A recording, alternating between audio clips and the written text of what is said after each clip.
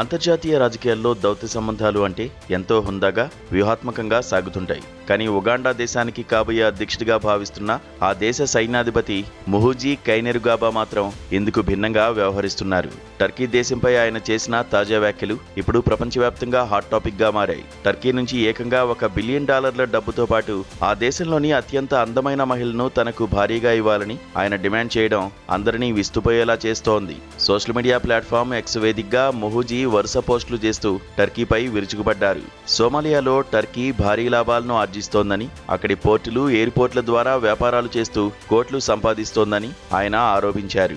అయితే సోమాలియాలో శాంతి భద్రతల కోసం గత 2 దశాబ్దాలుగా ఉగాండా సైన్యం ప్రాణాలకు తెగించి పోరాడుతోందని, ఈ క్రమంలో టర్కీ తనకు $1 బిలియన్ సెక్యూరిటీ డివిడెండ్ చెల్లించాలని డిమాండ్ చేశారు. ఇది జరగని పక్షంలో 30 రోజుల్లోగా కంపాలాలోని టర్కీ రాయబార కార్యాలయాన్ని మూసివేస్తామని హెచ్చరించారు.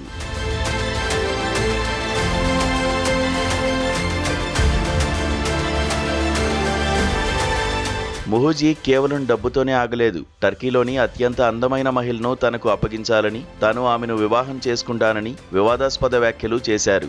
నిజానికి ఇలాంటి వింత కోరికలు కోరడం ముహూజీకి ఇదేం మొదటిసారి కాదు.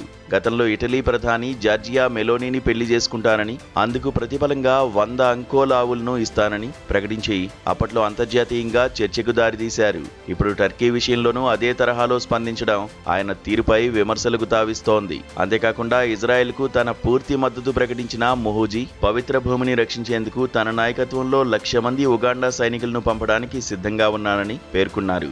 ఇదే సమయంలో ఉగాండా పౌరులకు ఒక కీలక హెచ్చరిక జారీ చేశారు. భద్రతా కారణాల దృష్ట్యా ఎవరూ టర్కీకి ప్రయాణించవద్దని సూచించారు. వెన్నుపోటు పొడిచే స్నేహితుడు ఎవరికి కావాలి అంటూ ఉగాండా పట్ల టర్కీ అన్యాయంగా ప్రవర్తిస్తోందని తీవ్రస్థాయిలో ధ్వజమెత్తారు.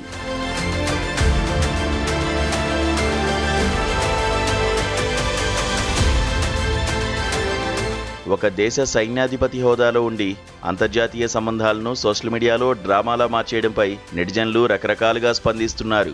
ఉగాండా అధ్యక్షుడు యోవేరీ ముసెవేని కుమారుడైన ముహూజీ భవిష్యత్తులో ఆ దేశ బాధ్యతలు చేపడితే పరిస్థితి ఎలా ఉంటుందోనని రాజకీయ విశ్లేషకులు ఆందోళన వ్యక్తం చేస్తున్నారు. టర్కీ ప్రభుత్వం దీనిపై ఇంకా అధికారికంగా స్పందించాల్సి ఉంది.